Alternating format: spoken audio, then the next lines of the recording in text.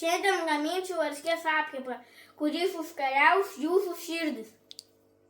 Apkepui pagaminti reikės varškės, malų kruopų, pieno, cukraus, druskos, kiaušinių, sviesto, cinamono. Į puodą pilame varškę. Berame malų kruopas. Berame cukrų,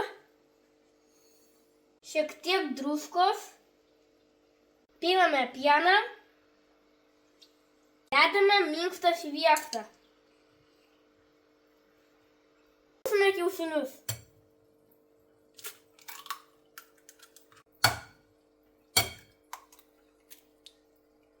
Viską gerai išminkame.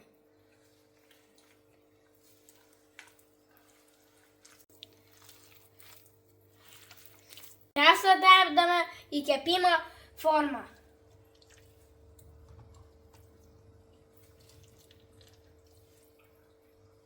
Vis uždedame cinamoną. Kaip kvepia!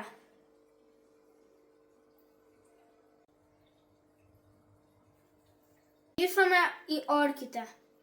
Kepsime 50 minučių. Kaip bus skanu! Savo apkepą valgysiu su braškėmis.